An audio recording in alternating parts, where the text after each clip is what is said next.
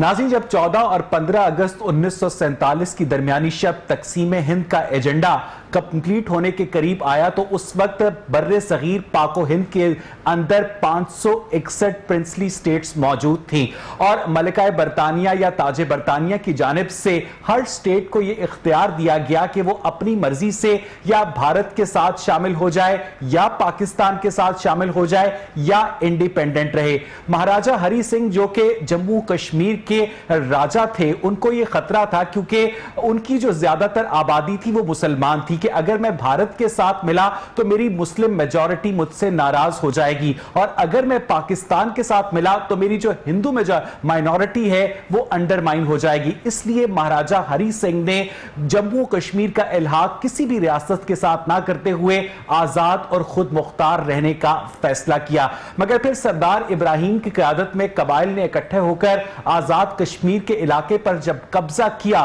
तो मजबूरन महाराजा हरी सिंह ने 26 अक्टूबर 1947 को इंडिया के साथ इंस्ट्रूमेंट ऑफ एक्सेशन साइन कर दिया, यानी बाकायदा महाराजा हरी सिंह ने भारत के साथ इल्हाक का ऐलान कर दिया और 27 अक्टूबर 1947 को सुबह 9:15 बजे जहाजों के जरिए भारतीय फौज ने श्रीनगर एयरपोर्ट पर उतरना शुरू कर दिया और उसके बाद की तारीख हम सब जानते हैं। अब सवाल यह पैदा होता है कि 2,14,000 मुरब्बा किलोमीटर रकबा है पूरी वादी कश्मीर का, जिसमें से 1,01,000 मुरब्बा किलोमीटर भारत के पास है, 85,800 मुरब्बा किलोमीटर पाकिस्तान के पास है, जबकि 38,000 मुरब्बा किलोमीटर का इलाका चीन के पास है। जिस इस्तिस्वाबे राय के ऊपर हुकूमत पाकिस्तान इसरार करती है, क्या वो इस पूरी वादी कश्मीर के अंदर करवाया जाएगा या उस कश्मीर के अंदर करवाया जाएगा जो कि इंडियन ऑक्युपाइड कश्मीर है?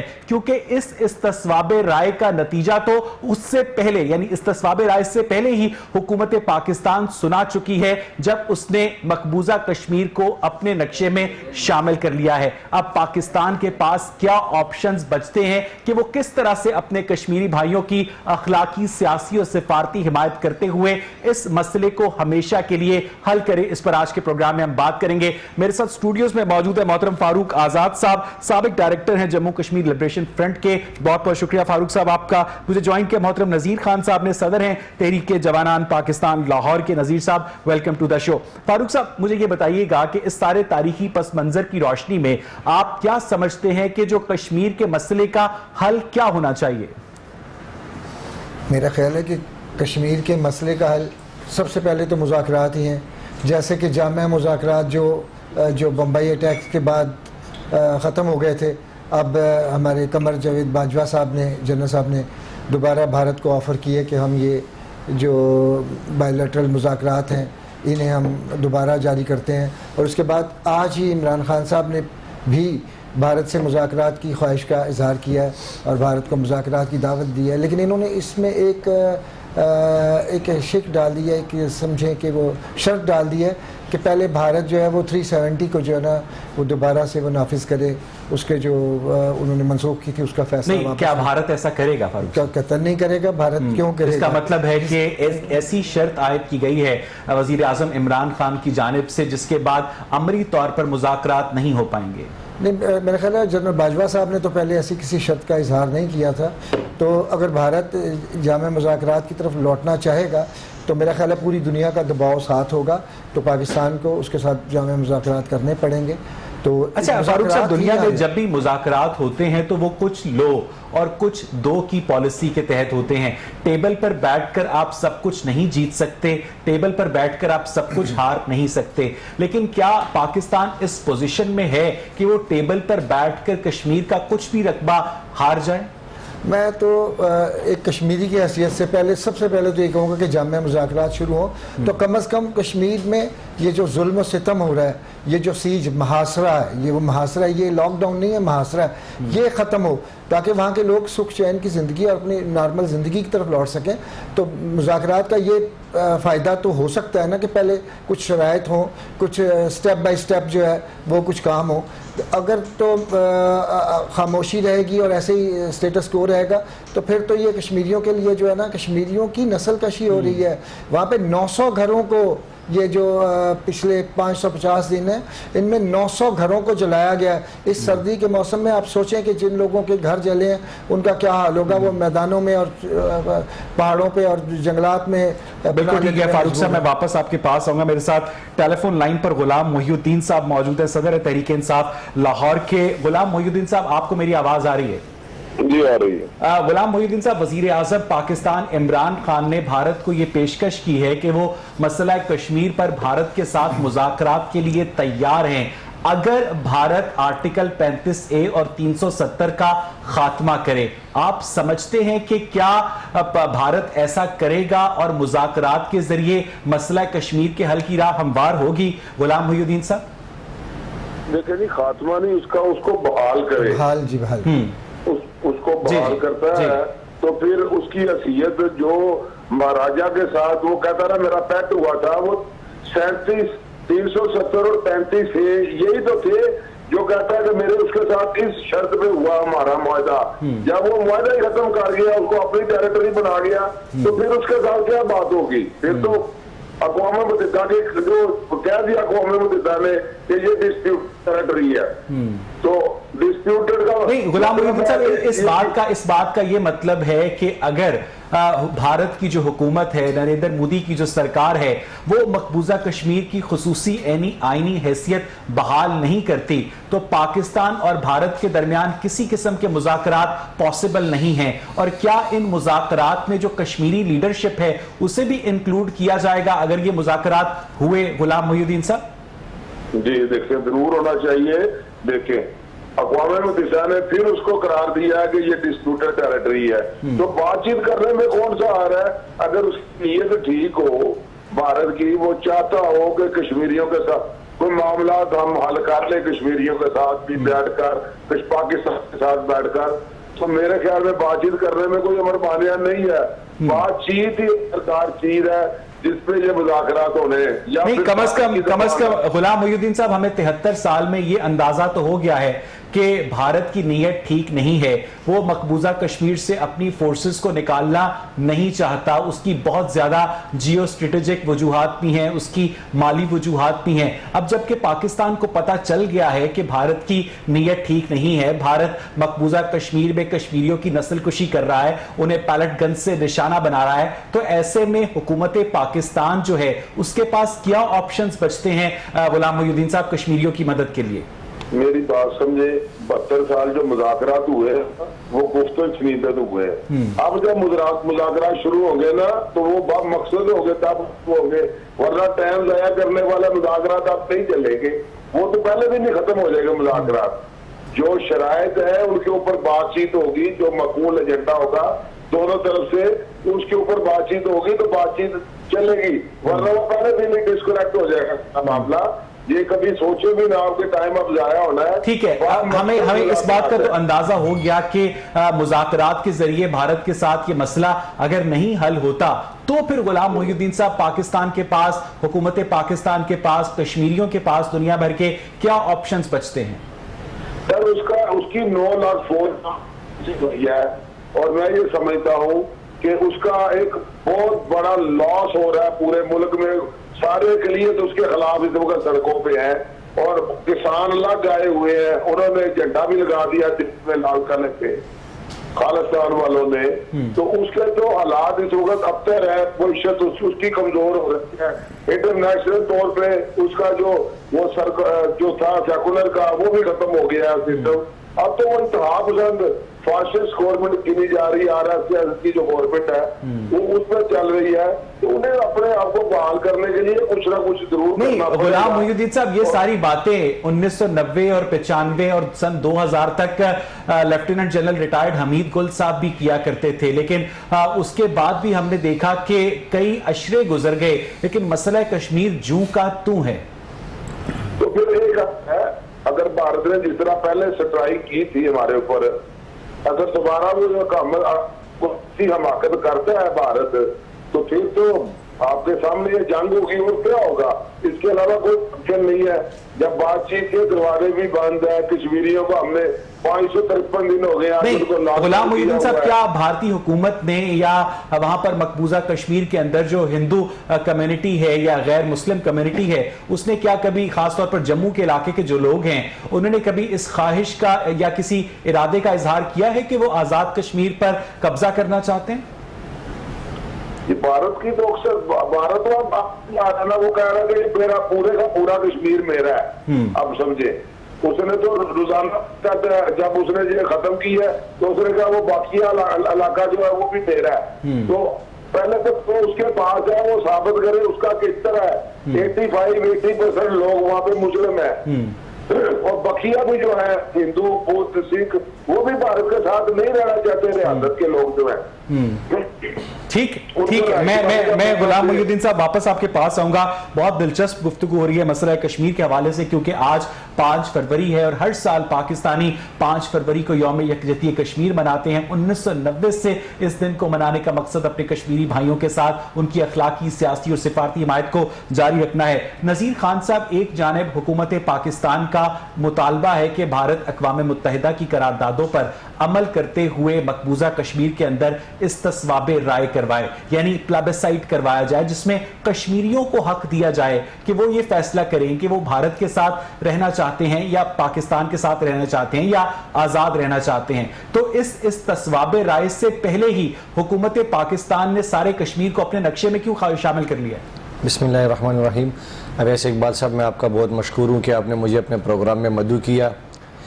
دیکھیں، آج جو پرائم منسٹر نے جو انڈیا کو جو دعوت دیا مذاکرات کی، بڑی اچھی بات ہے، لیکن اس چیز کو نا اقوام عالم کو اس چیز کو نا سیریس لینا چاہیے اور ان کو بیچ میں آنا چاہیے اور دونوں ملکوں کو بٹھانا چاہیے. یہ اگر ہم ان کو دعوت دیتے رہیں گے تو وہ کبھی بھی سائڈ پہ نہیں آئیں گے، کیونکہ وہ تو چاہتے ہی نہیں ہے نا کہ یہ مسئلہ حل ہو. اگر وہ چاہتے ہوتے تو یہ 73 سال میں جو ظلم اور زیادتی یہ کشمیری بہن بھائیوں کے ساتھ ہو رہی ہے تو یہ کب کا یہ مسئلہ حل ہو جاتا، لیکن وہ تو چاہتے ہی نہیں ہے، وہ اس طرف آتے ہی نہیں ہے. دوسرا، میں سلام پیش کرتا ہوں اپنے کشمیری بہن بھائیوں کو اور ان کے شہداء کو کہ جو ظلم اور جو جبر اور جو زیادتیاں ان کے اوپر اس ٹائم ہو رہی ہیں، لیکن مجھے افسوس اس بات کا ہے کہ اقوام متحدہ اپنے قراردادوں پہ ایک عمل نہیں کروا سکتا. تو اس کو اپنے اقوام متحدہ کو بند کرنا چاہیے اور اس کو شرم سے ڈوب مرنا چاہیے. کیا ان کے جو قانون ہیں وہ صرف اور صرف مسلمانوں کے اوپر لاگو ہوتے ہیں اور ممالک کے اوپر نہیں لاگو ہوتے ہیں؟ اس ٹائم یہ جو قاتل مودی ہے، انہوں نے اس کی وجہ سے وہاں پہ جو مینورٹی ہے وہ اس کے خلاف نکلی ہوئی ہے، اپنا کسان نکلے ہوئے ہیں اور خالستان والے وہاں پہ انہوں نے وہ احتجاج شروع کیا. پورا انڈیا ان کا جیم ہے. کس کی وجہ سے؟ اس RSS کی سوچ کی وجہ سے ہے کہ یہ جو ظالم، یہ جابر جو آ کے وہاں پہ بیٹھا ہوا ہے. نذیر خان صاحب، آپ نے میرا سوال سمجھا تھا جو میں نے آپ سے پوچھا تھا.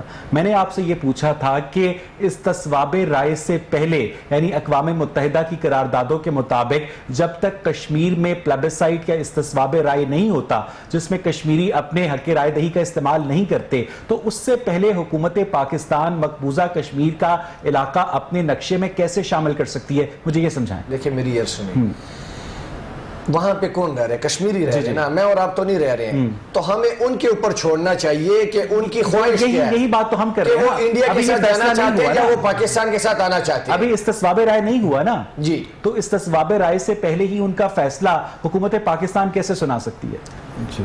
دیکھیں، اگر انڈیا ان کو ان کے اوپر قبضہ کر سکتی ہے، پوری وادی کو انہوں نے جو جیل دنیا کے سب سے بڑی جیل بنایا ہوا ہے، اگر وہ ایسا کر سکتے ہیں تو پاکستان کو کیا اتنا حق حاصل نہیں ہے کہ وہ اگر یہ بات کہہ دیں؟ نہیں، اس کا مطلب ہے پھر انڈیا اور پاکستان میں تو کوئی فرق نہ ہوا نا. اگر انڈیا غلط کر رہا ہے تو کیا پاکستان بھی غلط کرے گا؟ سر غلط نہیں کر رہے ہیں. آپ ان کو دیکھیں نا کہ انہوں نے جو وہ زیادتی اور ظلم وہاں پہ شروع کیے ہوا ہے، پاکستان نے یہاں پہ اپنے کسی مینورٹی یا کسی کے ساتھ کیا ہے؟ اس چیز کو آپ دیکھیں نا. نہیں فاروق صاحب، اگر آپ اس سوال کو ایڈریس کرنا چاہیں، مجھے یقین ہے کہ اس سوال کے جتنے بھی ڈائمنشنز ہیں، پہلو ہیں، آپ کی نظر کے سامنے بخوبی ہوں گے کہ استصواب رائے سے پہلے حکومت پاکستان کا یہ جو فیصلہ ہے کہ پورا کشمیر جو ہے وہ پاکستان کے نقشے میں شامل کیا جائے، تو اس سے کیا کشمیری عوام کی امنگوں کی ترجمانی ہوتی ہے جو لائن آف کنٹرول کے اس پار بستے ہیں؟ جی بالکل. اس میں یہ ہے کہ بھارت نے کشمیر کو یونین ٹیریٹری بنا دیا. اب وہ بھارت نے اس کو ایک حصہ ڈکلیئر کر دیا, تو اس میں پھر پاکستان کو بھی اس طرح کا کوئی اقدام کرنا پڑتا. حالانکہ یہ شملہ اکارڈ میں یہ بات تھی کہ جو کشمیر کے معاملے میں جو ہے اسٹیٹس کو رہے گا, اس کو چھیڑا نہیں جائے گا. لیکن یہ کہ اب یہ دونوں طرف سے اس کی وائلیشن ہے اس میں. لیکن پاکستان جو ہے وہ ایک احتیاطی طور پہ کچھ کر جاتا ہے, جیسے گلگت بلتستان کو ایڈمنسٹریٹو صوبہ بنایا, تو انہوں نے اس طریقے سے جو ہے نا نہیں کیا. اچھا, اگر اقوام متحدہ کی قراردادوں کے مطابق استصواب رائے ہو تو اس میں گلگت بلتستان کے اندر بھی استصواب رائے ہوگا, اور کیا یہی وجہ ہے کہ وہاں پر سپریم کورٹ کی پاکستان کی جورسڈکشن لاگو نہیں ہوتی؟ جی بالکل یہی بات ہے. نہ صرف گلگت بلتستان بلکہ لداخ, جموں اور سارے جتنا ایریا 1947 میں مہاراجہ ہری سنگھ کی اسٹیٹ تھی, وہ سارے کا سارے جو ہے, بلکہ وہ لوگ بھی جو ڈائسپورا ہے, جو ہم لوگ یہاں پہ آئیں یا جو غیر ممالک میں کشمیری بستے ہیں, وہ تمام بھی وہ اس میں اس الیکشن میں اس ووٹنگ میں استصواب رائے میں اپنی رائے دینے کے اہل ہیں. مطلب ان کی 3 نسلیں تک کشمیر کی اس ایک جو قانون ہے جو 370. اچھا, یہ تو ایک آئیڈیل سچویشن ہے نا, لیکن فاروق صاحب جو گراؤنڈ ریالٹی ہے اس کے مطابق آپ کو یہ استصواب رائے 2020 سے 2030 کے درمیان ہوتا نظر آتا ہے؟ جی نہیں ہوتا نظر آ رہا. وہ اس لیے کہ استصواب رائے کے لیے اقوام متحدہ کی قراردادیں تو تھی نا, جو 13 اگست 1948 اور پھر 5 فروری کی 1949 کی. لیکن مسئلہ یہاں ہے کہ وہ ان قراردادوں کے بعد پاک انڈیا کمیشن بنا دیا گیا تھا, جس کا یہ کام تھا کہ یہاں پہ استصواب رائے کرا. اس کے لیے جو لائنیں متعین کی گئی تھی, جو طریقہ کار متعین کیا تھا, اس میں کہ bulk of the Indian forces جو ہے وہ وہاں پہ رہے گی, اور پاکستان اپنی تمام فوجیں نکالے گا. غلام محی الدین صاحب, آپ کو میری آواز آ رہی ہے؟ غلام محی الدین صاحب, یہ ساری گفتگو آپ بھی سن رہے ہیں. فاروق آزاد صاحب کا تجزیہ یہ ہے کہ انہیں کم از کم ان 10 سالوں میں 2021 سے لے کر 2030 تک اقوام متحدہ کی قراردادوں کے مطابق کشمیر میں استصواب رائے ہوتا نظر نہیں آتا. آپ بتائیے گا کہ کیا کبھی دنیا کی تاریخ میں اخلاقی, سیاسی اور سفارتی حمایت سے ایک ملک دوسرے ملک سے کوئی علاقہ لینے میں کامیاب ہوا ہے؟ دیکھیں جی, ابھی یہ جنگ ہوئی ہے ادھر کیا نام ہے اس میں, آذربائیجان اور آرمینیا کے درمیان. ہاں جی, اس کا علاقہ تھا اس کے پاس, اسے لے لیا نا واپس. نہیں, میں نے کہا کہ ملٹری کانفلکٹ کے بغیر اخلاقی, سیاسی اور سفارتی حمایت کے ذریعے, کیونکہ پرائم منسٹر عمران خان کا یہ کہنا ہے کہ جو جنگ ہے پاکستان اور انڈیا کے مابین, انہوں نے اسمبلی کے فلور پہ کھڑے ہو کے کہا کہ وہ خارج از امکان ہے. دیکھیں جی, خارج از امکان ہے تو انہوں نے ہمارے اوپر حملہ کیا, حملہ ہوا نا ہمارے اوپر, پھر ان سے ہم نے بھی کراف کو گرایا, ابھی نندر کو بھی چھوڑ دیا بعد میں ہم نے. یہ بتائیں کہ یہ جنگ میرے آگے کا یہ ایسا موقع بن جاتا ہے, یہ ایک مرتبہ چھڑ جائے تو پھر بند نہیں ہوتی, یہ آپ کو بتا دیں. پر میں یہ بتاؤں, ابھی چائنا نے جب ڈسپیوٹڈ قرار دیا اس کو, اس ٹیریٹری کو اقوام متحدہ نے, تو اس نے میرا خیال ہے اس سے 12,000 مربع میل کا علاقہ پھر چھین لیا بھارت سے, اور وہاں اس نے اپنی فوجی چوکی. ٹھیک ہے غلام محی الدین صاحب, بہت بہت شکریہ ہمیں پروگرام میں جوائن کرنے کے لیے. ناظرین, مجھے یہاں پر ایک بریک لینی ہے, اور جب ہم بریک سے واپس آئیں گے تو نذیر خان صاحب سے, فاروق آزاد صاحب سے یہ جاننے کی کوشش کریں گے کہ پاکستان کے اندر جو کشمیری بستے ہیں, پوری دنیا میں جو کشمیری بستے ہیں, مقبوضہ کشمیر میں جو کشمیری بستے ہیں, ان کی امنگوں کے مطابق ہم کس طرح سے مسئلہ کشمیر کو حل کروانے کے لیے اپنا کردار, پاکستانی اپنا کردار ادا کر سکتے ہیں. اس پر بات کریں گے ایک بریک کے بعد. اسٹے ود اس.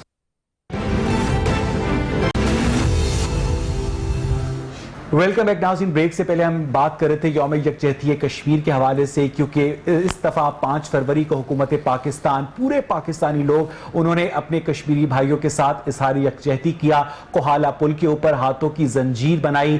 10 بجے آج صبح 1 منٹ کی خاموشی بھی اختیار کی گئی. فاروق آزاد صاحب, جتنے بھی میجرز ہمیں حکومت پاکستان لیتی ہوئی نظر آتی ہے وہ سارے سیریمونیل میجرز ہیں, لیکن ہم دیکھتے ہیں کہ دنیا کے اندر جو بھارت کے تجارتی مراسم ہیں ایون گلف عرب کنٹریز کے ساتھ، اس کے بعد ان گلف ممالک نے بھی اس مسئلے کے اوپر پاکستان کا ہاتھ ساتھ دینے سے گریز کیا ہے. تو ایسے میں پاکستان کے پاس فاروق صاحب کیا آپشنز بچتے ہیں؟ کیا ایک اقتصادی طور پر کمزور پاکستان کشمیریوں کی اعانت کر سکتا ہے؟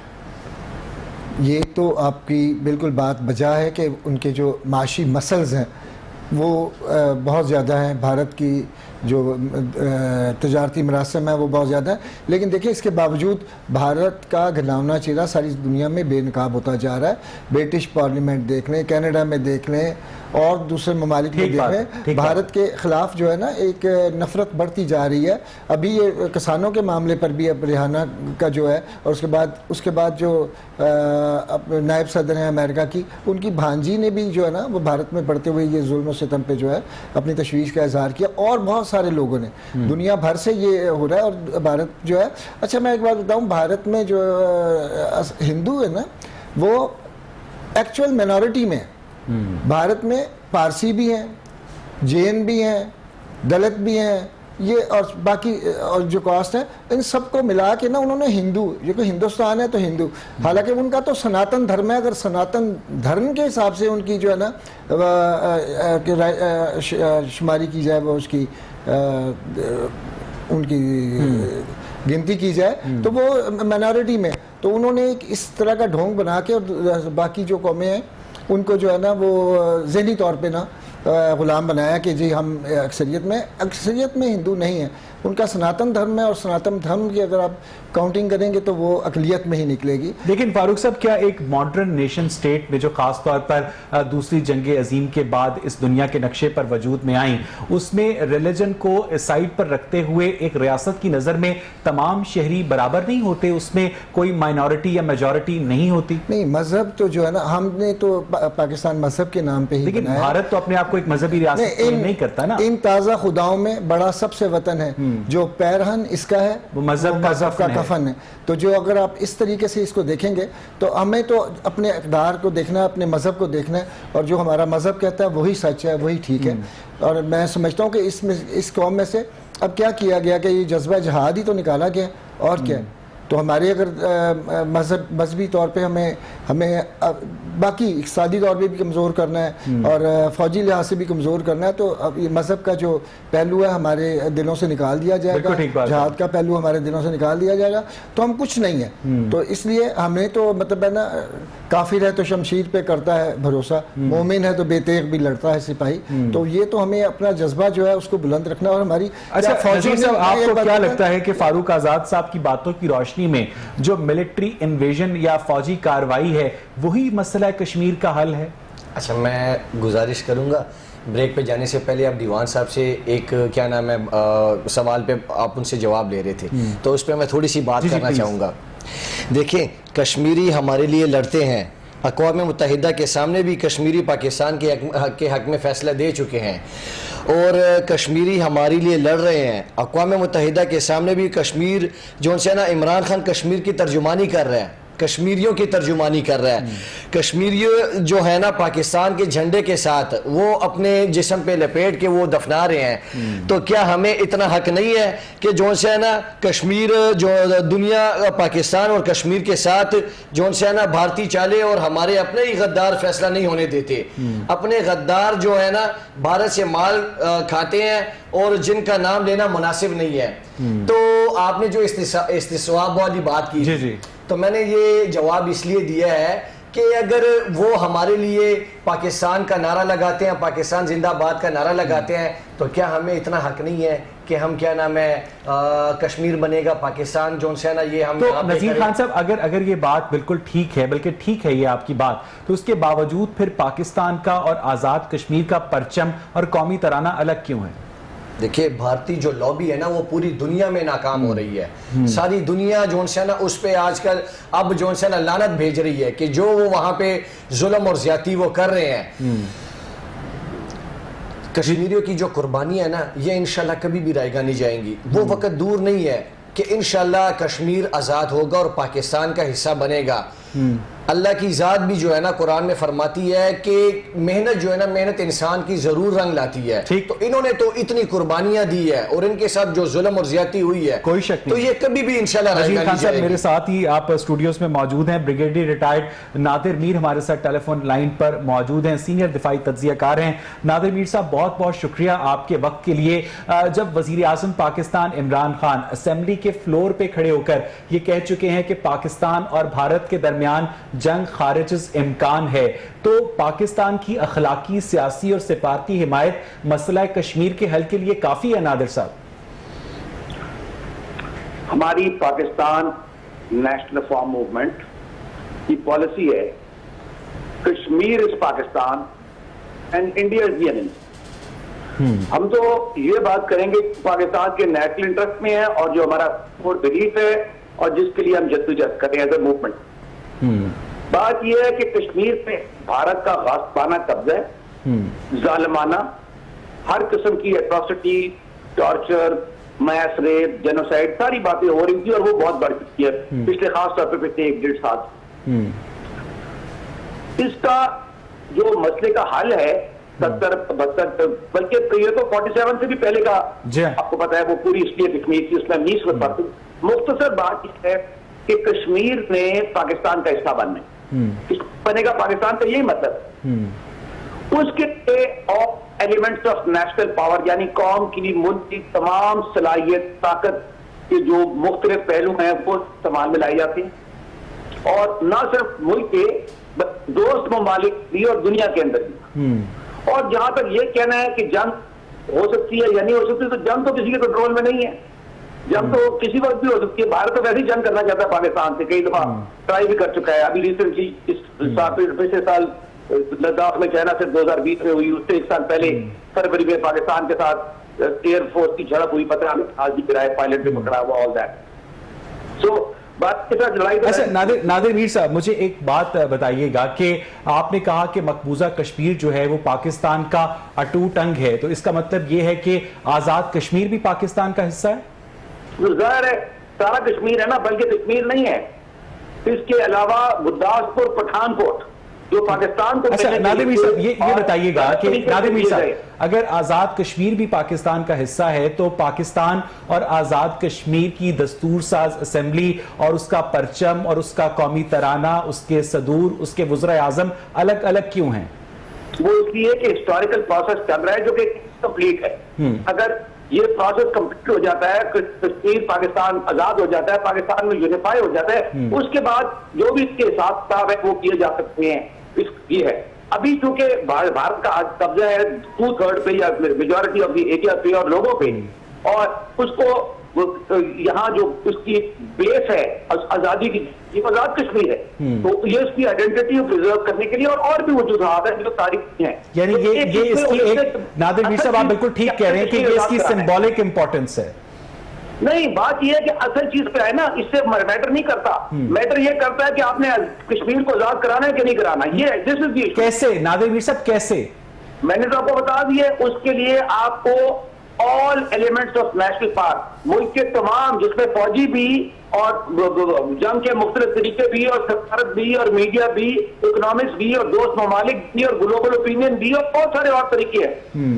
سے پہلے آپ کو اس کے لیے پالیسی چاہیے جو حکومت کے پاس ہے. نادر میر صاحب, فوجی کارروائی کو تو وزیر اعظم عمران خان خارج امکان قرار دے چکے ہیں. جو عرب ممالک ہیں وہ اقتصادیات کی وجہ سے بھارت کا ساتھ دیتے ہوئے نظر آ رہے ہیں. ایسے میں پاکستان جو بذات خود ایک ویک اکانومی ہے, اس کے پاس کیا آپشنز بچتے ہیں نادر میر صاحب؟ دیکھیں بات سنیں, بات یہ ہے کہ جنگ بھی مختلف قسم کے پہلو کی جنگ ہوتی ہے. سب سے پہلی چیز ہوتی ہے پالیسی اور انٹینٹ آف دی نیشن, کہ آپ نے کشمیر لینا ہے کہ نہیں. یہ بات کا فیصلہ ہے کہ آپ نے کیسے لینا ہے. اس پر تو ہر پاکستانی کا اتفاق ہے, اس پر تو ہر پاکستانی کا اتفاق ہے کہ کشمیر ہمارا ہے. نہیں ایک منٹ سنیں نا, یہاں پر کچھ چھوٹا سا مائنورٹی یہ بھی بات کرتے ہیں نا, جو بھی کسی نے بات کی, میں نے کچھ چینل سے پہلے بھی کہا کہ ایک بات کرے, مشرف نے بھی یہ غلطی کی, عمران خان بھی یہ غلطی نہ کرے, کوئی اور بھی نہ کرے. میں عمران خان کی خالی بات نہیں کر رہا, میں سب کی بات کر رہا ہوں. بات ایک سنگل پالیسی چلتی ہے جس پہ نیشن چلتی ہے, وہ پالیسی کے جس طرح چائنا پاکستان پہ ہے, ہماری پالیسی کشمیر پہ ہے, کشمیر بنے گا Pakistan. There is no other policy. نہیں نادر میر صاحب, آپ استصواب رائے سے پہلے یہ فیصلہ کیسے دے سکتے ہیں؟ نہیں یہ فیصلہ تو پہلے ہی ہو چکا ہے نا. تو پھر تو استصواب رائے کا مطالبہ ہی بیکار ہے.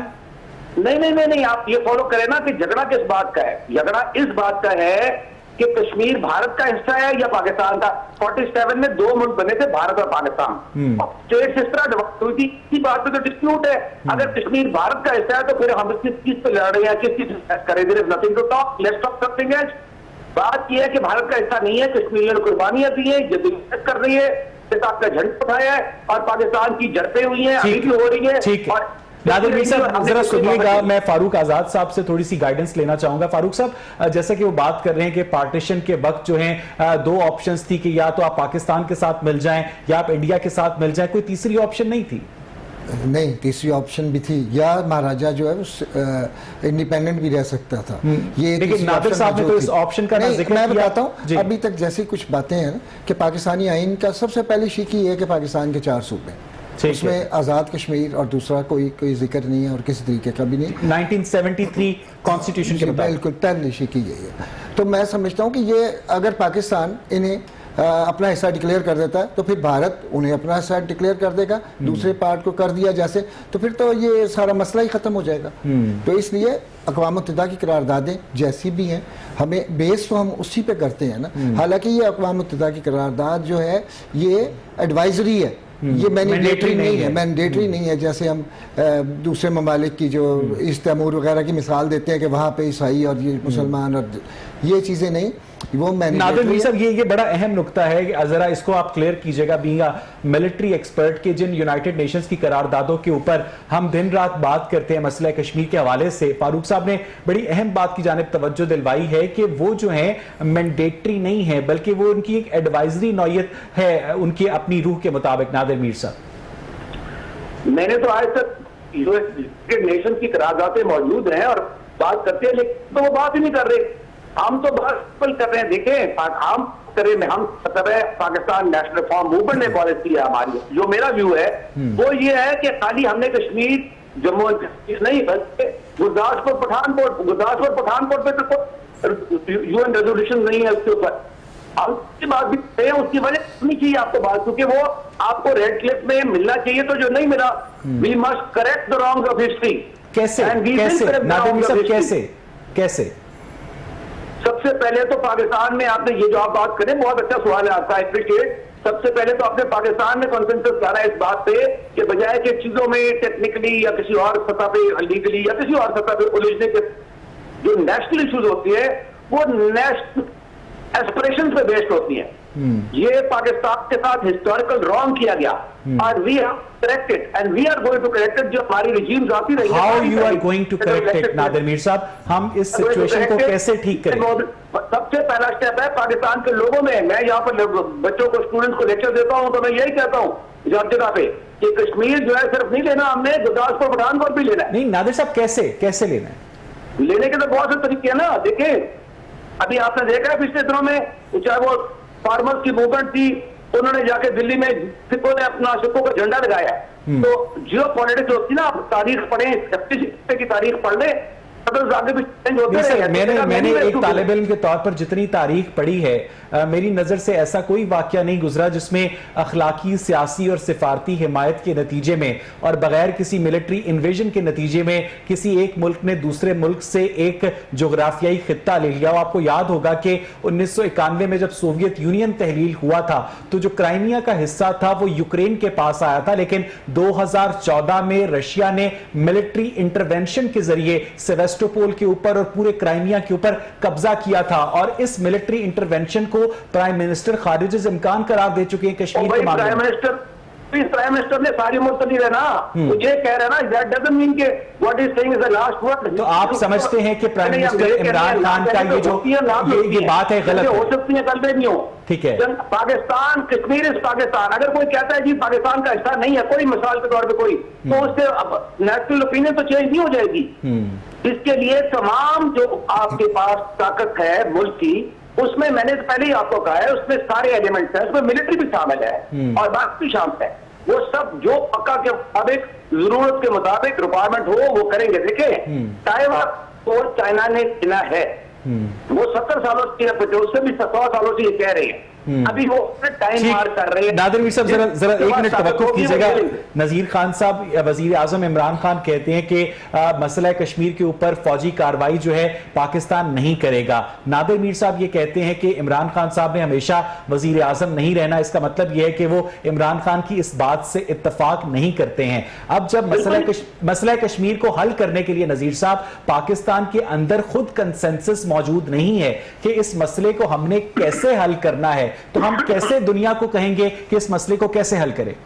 دیکھیں, اقوام متحدہ کی قراردادوں کے مطابق افغانستان, لیبیا اور کویت میں اگر تباہی کی جا سکتی ہے تو اقوام متحدہ کی قرارداد پر کیا کشمیر آزاد نہیں ہو سکتا؟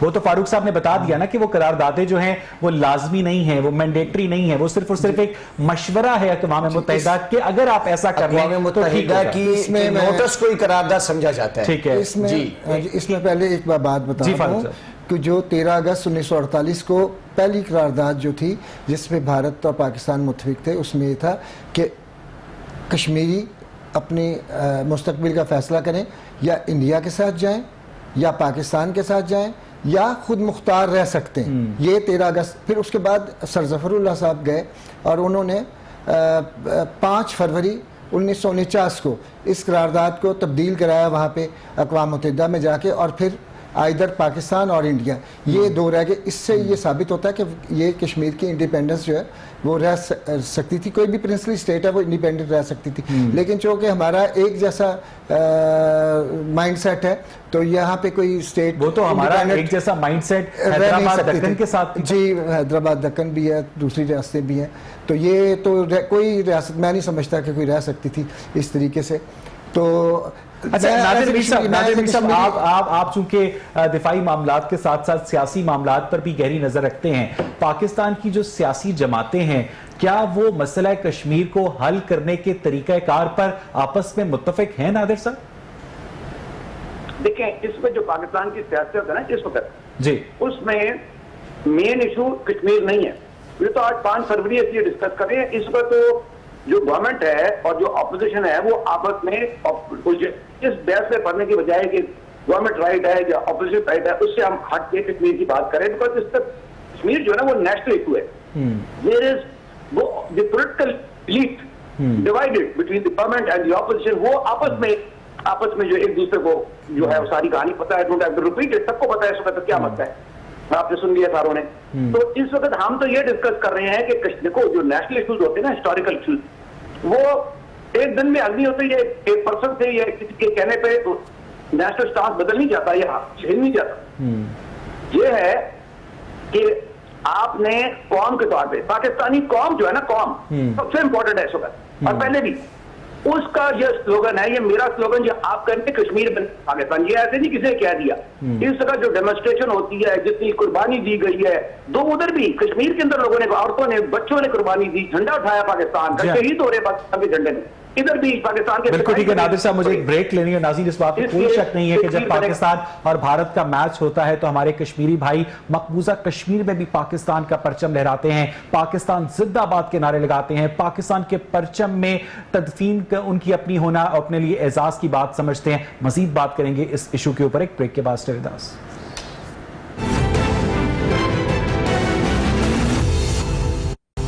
ویلکم ایک ناظرین. بریک سے پہلے ہم بات کر رہے تھے مسئلہ کشمیر کے حوالے سے. بریگیڈیئر ریٹائرڈ نادر میر بھی ہمارے ساتھ موجود ہیں. نادر میر صاحب, آپ نے بہت اچھی بات کی کہ پاکستان کی سیاسی جماعتوں کو مسئلہ کشمیر ہر سال 5 اگست کو یا 5 فروری کو یاد آتا ہے, اس سے آگے پیچھے وہ اپنے اقتدار کی کشمکش میں رہتے ہیں. تو ایسے میں کشمیریوں کے کاز کی جانب ہم توجہ سال کے 363 دن نہیں دے پاتے. میرا خیال ہے کہ نادر میر صاحب کا رابطہ ہمارے ساتھ منقطع ہو گیا. اسی بات پر اگر نذیر صاحب آپ کمنٹ کرنا چاہیں تو. آپ نے نا تھوڑی دیر پہلے ایک سوال کیا تھا کہ کشمیر کا اور پاکستان کا جو ہے نا یہ اپنا ترانہ اور جھنڈا کیوں الگ ہے. سر آپ ہر سوال کا جواب 7 منٹ بعد کیوں دیتے ہیں؟ ابھی آپ میری طرف آئے ہیں تو اس لیے دے رہا ہوں نا. عرض یہ ہے کہ پاکستان اور کشمیر کا جھنڈا ایک ہی ہے, دیکھنے والوں کو نظر آتا ہے. اگر جس کو نظر نہیں آ رہا نا تو وہ کیا نام ہے انشاءاللہ جلد نظر آ جائے گا. اور پاکستان اور کشمیر نے جتنی قربانیاں دے دی تھی دے لی. اب انشاءاللہ انڈیا کی باری ہے. اب انشاءاللہ بھارت ٹوٹے گا اور پرائم منسٹر آف پاکستان کو ہم اپریشیٹ کرتے ہیں کہ اس نے کہا ہے اور دلیرانہ اس نے اپنا بیان دیا ہے، اس نے کہا ہے کہ ہم بھارت کو اس کی زبان میں جواب دیں گے. لیکن اگر بھارت ٹوٹے گا تو یہ جو جنوبی ایشیا کا خطہ ہے اس میں امن و امان کی جو صورتحال ہے، جو انسٹیبلٹی ہے، اس میں اضافہ نہیں ہو جائے گا؟ سر بالکل بھی نہیں ہوگا، انشاءاللہ اللہ کے گھر امید ہے کہ بالکل بھی نہیں ہوگا. ہمارے لیے کوئی مسئلہ نہیں ہوگا. دیکھیں اس ٹائم ہمیں اگر مسئلہ ہے تو صرف پریشانی ہے تو اپنے کشمیری بھائیوں کی ہے کہ کشمیری بھائی جو ہے نا وہ تقریباً 12,000 سے زیادہ جو خواتین ہیں وہاں پہ ان کو جبری زیادتی کا نشانہ بنایا گیا ہے. ٹھیک، یہ کس قانون میں لکھا اچھا ہوا ہے؟ فاروق صاحب یہ بتائیے گا کہ 1947 سے یہ مسئلہ چلا آ رہا ہے، لیکن 1947 سے لے کر 1989 تک جو 42 سال تھے وہاں پر اس طرح سے وہ آرمڈ ریزسٹنس شروع نہیں ہوئی. اس کی وجہ کیا ہے؟ اس کی وجہ یہ ہے کہ وہاں پہ جو شیخ عبداللہ فیملی تھی، شیخ عبداللہ کا خاصا اثر و رسوخ تھا وہاں پہ، اور اس کی وجہ سے، اور وہ ان کے بہت اچھے مراسم تھے پنڈت جواہر لال نہرو سے. بلکہ انہوں نے تو مہاراجہ ہری سنگھ کو سپورٹ کیا تھا. جی اس کے بعد یہ ہوا کہ جب شیخ عبداللہ صاحب کو احساس ہوا کہ کشمیر کے مسئلے کا کوئی حل چاہیے تو پنڈت نہرو سے کے مشورے کے بعد وہ پاکستان تشریف لائے تھے، اور میں سمجھتا ہوں کہ وہ اس وقت مذاکرات چل رہے تھے، لیکن یہ ہوا کہ اس وقت جواہر لال نہرو فوت ہو گئے اور یہ مذاکرات ایسے ہی ادھورے رہ گئے. اور شیخ عبداللہ بہت بہت شکریہ فاروق آزاد صاحب، نذیر خان صاحب، بریگیڈیئر ریٹائرڈ نادر میر صاحب. ناظرین، مغربی جرمنی اور مشرقی جرمنی جب الگ الگ تھے تو مغربی جرمنی کبھی بھی مشرقی جرمنی کے دعوے سے دستبردار نہیں ہوا، لیکن ساتھ ساتھ اس نے اپنی معاشی ترقی کے اوپر بھی توجہ دی، اور یہی وجہ ہے کہ صرف کچھ ہی سالوں کے بعد یعنی 4 دہائیوں کے بعد مشرقی جرمنی دوبارہ مغربی جرمنی کے ساتھ مل گیا، کیونکہ مغربی جرمنی اقتصادی طور پر اپنے آپ کو مستحکم کرنے میں کامیاب ہو گیا تھا، اور اس سارے واقعے میں پاکستان کے لیے بھی بہت بڑا لیسن ہے. پروگرام دیکھنے کے لیے شکریہ.